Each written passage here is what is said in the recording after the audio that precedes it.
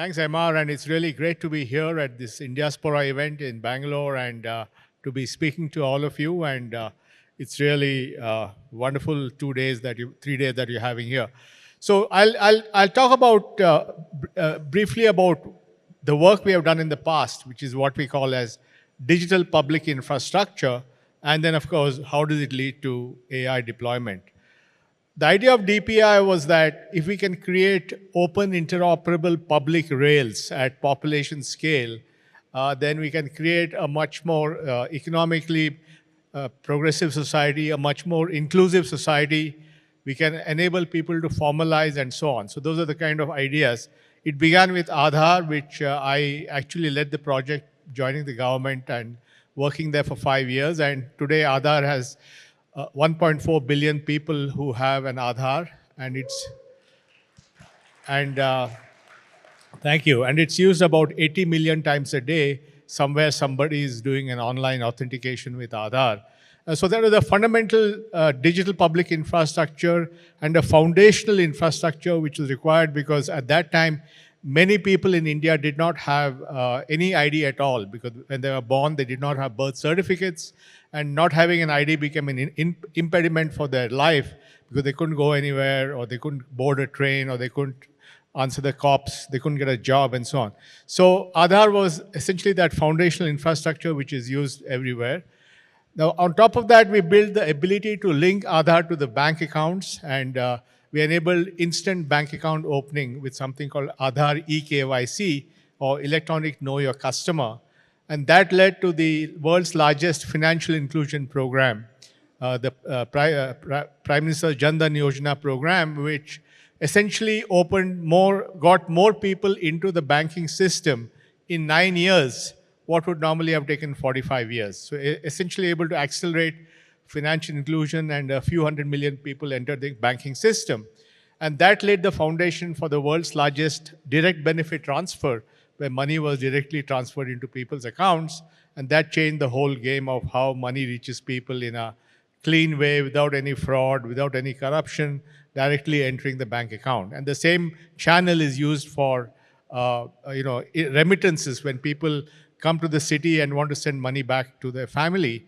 And then around that, we build a thing called Aadhaar-enabled payment system, which allowed people to withdraw money with a small business correspondent in a village. So the whole thing transformed the way money was put into bank accounts, how money was taken out of bank accounts.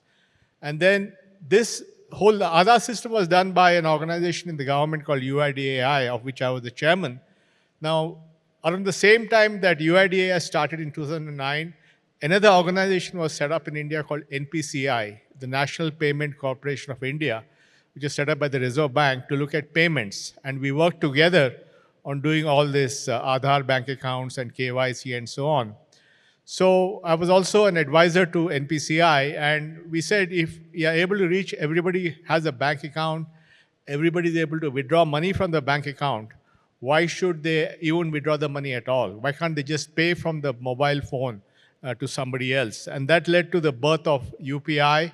UPI was an idea conceived in 2013, implemented in 2016, and UPI was launched in April of 2016, a banner year for India. And it essentially, by October of 2016, it had reached about 100,000 transactions a month. But then two things happened. One was the demonetization, which led to a huge push on digital payments. And then, of course, there was the whole COVID situation, where people wanted to give money to others without touching them or without touching the money, and therefore digital payments became very popular. So today, UPI, which is run by this amazing company called NPCI, is the world's largest payment system. It's bigger than all of the others put together. It does about 21 billion transactions a month and has about 500 million users, and has transformed the way that we do things in this country. So these were two big things that enabled this digital transformation.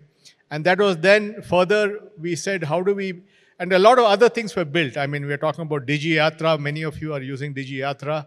Millions of people are using DigiYatra. DigiYatra is again built on the same foundations of digital infrastructure, Aadhaar, and so on. We have built India's single access toll system called FASTag, which does, again, billions of transactions, has dramatically changed the efficiency of our roads and a single system across the country. And then leveraging the data which is there in people's, like the record of their expenditure and so on, they can now use that data to get access to credit. So we have built a whole system called the account aggregator ecosystem, which allows people to use the data to get access to credit. So what that means is somebody who has nothing can get an Aadhaar. With the Aadhaar, they can get a bank account, they can get a mobile connection, they can start a small shop, they can start selling, they can take payments in UPI, and then they can use the history of UPI payments to get access to credit.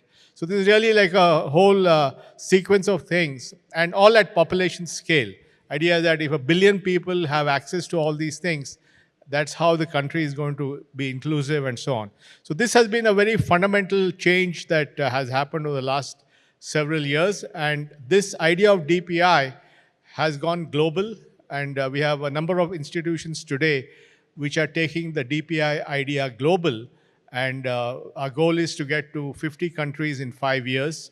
And we already at about 39 countries are using some kind of India, the DPI that we have built here.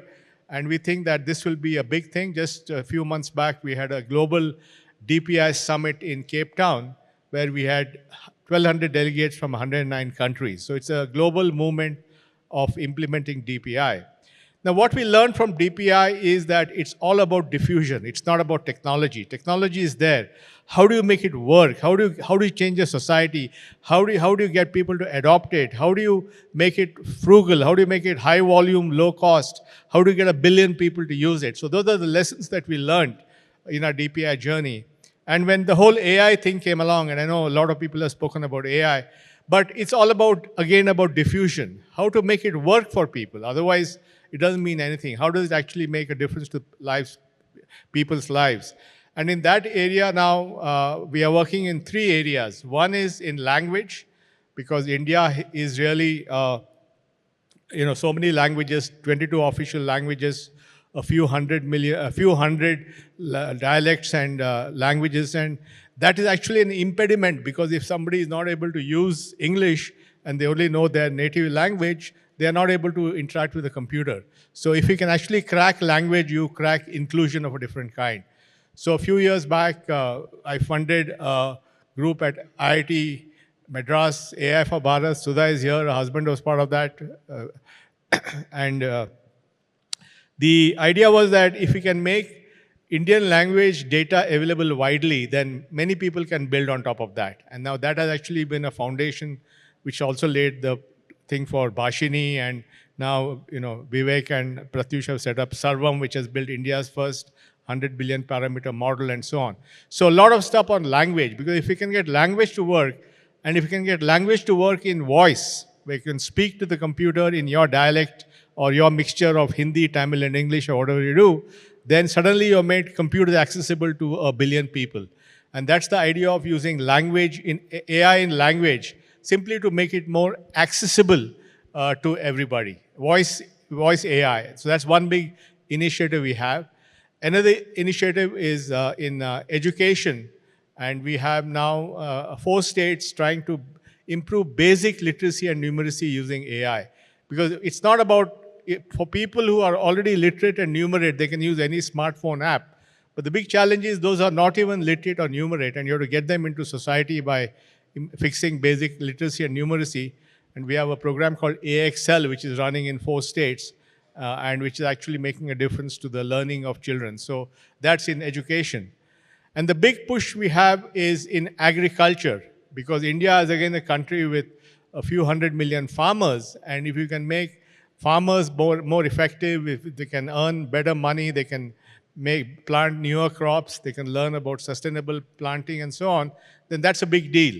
So the agriculture initiative is there. We're working, the first time we worked was with the state of Maharashtra, which launched something called Mahavistar, which is an agricultural application, which is not just using an LLM, but actually using data from different sources. The pricing data from the markets, the warehousing data from the warehouses, the weather data from meteorologists and so on, and bringing all that together at fingertip of the farmer in Marathi, and so on. So this is actually working for millions of farmers today live in Maharashtra, and that's very successful. And we're also bringing it to much lesser known languages. For example, the Bhil tribe, which are in Nandurbar and so on in Maharashtra, speak Bhili. And we have now brought a Bhili version of this technology so people can speak in Bhili and get agricultural knowledge. So the example of how we're using AI to actually make a difference to a farmer in his own mother tongue and get data and answers relevant to their business, their work. Now, this took 9 months at the XTEP Foundation. It took us 9 months to do this. And then there was a request from Ethiopia to implement something similar, and that was done in 3 months. So again, the lesson here is that it's not about technology, that if once you have the playbook for doing these things, then you can do it much rapidly. And then in January 8th, I had a meeting with the Prime Minister where he said that, why can't we do this for cows? Because cows can't tell you when they're not feeling well. And he put us on to Amul, and Amul launched an app called Sarla Ben, which was launched in 3 weeks. So in 3 weeks, they rolled it out using the know-how we had built. And Amul has 2.6 million farmers. It has 22 million cows and cattle. It has 1,400 vets. So there's simply not enough vets to deal with the challenges of so many cows. And now with Sarla Ben, the farmers are able to get information about cows, their lactation, the drop in production, if they have any health issues, and so on. So this again is a direct application of AI to the use of a common man to the farmers and so on. And this was built in 3 weeks. So once again, I think learning from the DPI experience, we learned how to build AI, DPI at scale. Now we're bringing the same learning of scale AI implementation, trusted implementation, including institutions, and then taking it at scale again. And we are doing that now in education, in agriculture, and so on. And we think this is the way to do it, because AI is only as good as it makes a difference to the benefit of people. Otherwise, it's fine. It's all technology. You can have so many models and so on, but it really is about usage. And we are India will therefore, in our view, be the place where AI actually gets leveraged. And we will do it at scale for 1 billion people. We'll do it in a way that it's frugal and cheap, so that the costs are lower, cost of building models, cost of inferencing, cost of reasoning, everything will come down. It has to be affordable to everybody in India. And we will do it with institutions, because to make AI work at scale is not just about technology. Technology is 1/3 of it. It's about institutions, about systems, about trusted data. It's about designing in a way that don't get locked in and so on. So that is the kind of thing which is happening. And so now we have launched a mission, along with many global partners. We launched it at the AI Summit, called 100 AI diffusion pathways. So we're saying if we can work collectively around the world and build 100 ways of actually making AI work in different sectors, and then sort of create a playbook of how that can be done, and then make that playbook available to others, that we think is the fastest way of getting AI adoption in the real world. And so the AI diffusion pathways is something we're working with companies, with international institutions like the UNDP. Many, many people are all part of this coalition. It's a grand tent. We're all coming together to create these 100 diffusion pathways for AI by 2030. The idea is to do it also in a time-bound manner by 2030. And that's something we'd welcome all of you also to think about and to participate in that. Because if we can do that, then we can really make it useful. And my real worry is that if we don't do this, AI will be a race to the bottom. It'll be a race to, more and more AI that people are not, are actually not benefiting people, are hurting people. And you can also already see in the US, there's a lot of antipathy towards AI. And we have to also at the same time build really useful cases of AI which make a difference to common man. And that's what we are trying to do here.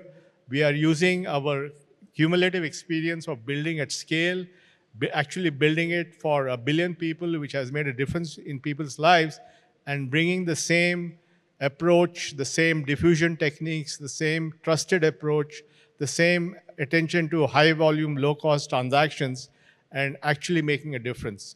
So this is the plan we have, and I think we'd like to welcome all of you to join us in this journey of applying AI in a way that it matters for people. Thank you very much.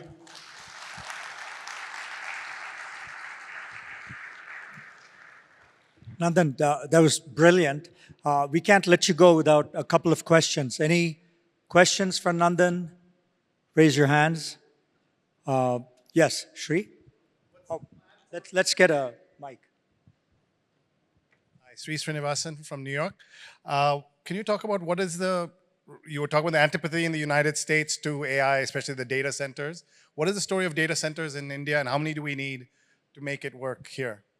I don't really know I mean, there are a number of people building data centers. Obviously, the big tech companies are building data centers.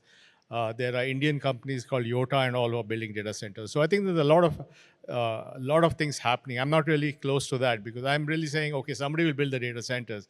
I want to make sure this stuff is actually used somewhere. Question back there.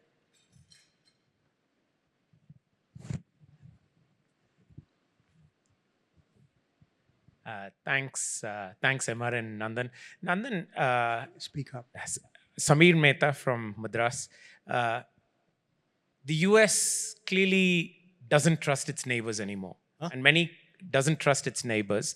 And many other countries are now having questions, especially around AI and sources of the training data and bias. Is there not an opportunity for India to really leapfrog, because we've proven it with DPI, where we are willing to export our technology, but locally there? In some sense, that's how would we go about doing it? No, when I talk to you about 100 AI diffusion pathways, what are we doing? We are actually implementing AI at scale and then publishing the playbook of how to make it work in a trusted manner for people. And that playbook is available to the whole world. So that's how we'll diffuse these ideas. It's slightly different because here it's not about source code. DPI was more about using a digital public good like MOSIP for ID and so on. Here more it's not just about the models, but the technique that you use to make it work. So those techniques will publish as a public good. And I think that's how we'll spread the ideas. Oh, question way back there.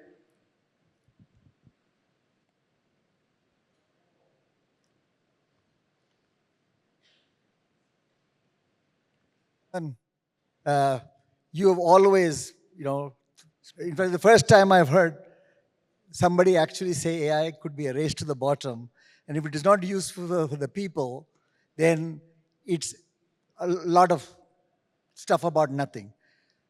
One concern I've always had with AI, I'm a true believer, but how do we get the voices of those who are unheard? AI is trying to leverage the information which is already there, and there are about 20% of the world whose views and things are not expressed there. How do we capture that? Because they're the people who we should be actually looking at in your definition of people. That's been my concern. No, I think when we talk about making AI accessible to everybody, that's the reason why we are investing so much on language. And we want to make sure that a farmer speaking Bhili is able to access the latest farming knowledge that is there. So that is about access. But it's also about collecting the voices of these farmers. So many of these systems are also collecting their opinion, their feedback, and they are being word of mouth to other people in the community. So we're inverting the whole thing. It's not about going into some black box and giving answers. It's about leveraging the voice of the people to give better answers to others.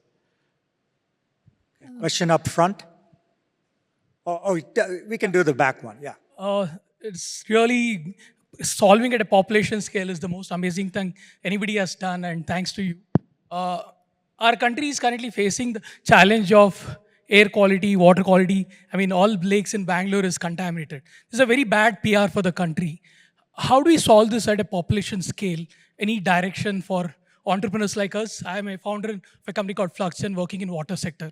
Well, I've thought a lot about how do we really look at urban issues, India is going to urbanize rapidly, and if you don't do it well, it'll be a difficult situation. So finally, the conclusion that we reached was the way to do that is actually to create urban talent. In other words, because of the historical nature of how cities are developed, we don't have enough urban talent, how to manage cities, how to improve water, sanitation, solid waste management, buildings, and so on. So about 15 years back, I was part of a group that set up a university only on sustainable urbanization called Indian Institute of Human Settlements, which is right here in Bangalore. We have a 50-acre campus on Mysore Road. And we have the first batch of MSc in multidisciplinary urban issues. About 70, 80 of them will come out next year. And we already have about 12 PhDs, and we're going to scale this up. So idea is that if we can create a world-class university on urban issues who are thinker-doers, not just thinkers, but who actually do, and then if we can flood the system with talent, ultimately things will start getting better. I know it's a long shot, but I can't think of any other way. Dr. Akhil Shani, you run the Shani Group of Institutions. In fact, jumping off from your next question, from your last answer, India, the third most vibrant AI market, China the second, and they've sort of cracked how to come up with frugal innovation in robotics, AI, things like that. Now, a lot of it has been supported by the educational institutions in China. How can private institutions like us actually get involved in developing deep tech and coming up with frugal innovation in robotics, AI, and other deep tech? No, I think, as I said, all the work that we are doing in AI is an open tent. It's a big tent where everybody can participate. So you're welcome to be part of that coalition that we're setting up, because our fundamental goal is how do we accelerate diffusion of good quality AI, which is useful for people across the world. One last question from the lady here. Thank you. Chandrika Bahadur from the Antara Foundation. You talked about voice AI. We work with frontline workers in very remote parts of the country, and about 70% of their time goes, rather than providing care to their patients, goes in data entry. Manual, laborious data entry. Voice would be fantastic if they could do that. The bottleneck we face are the systems at the back end of the government uses, and the inability to innovate at that end. Do you have any suggestions on how to fix that? No, I think, when you say at the back end, I didn't get the question.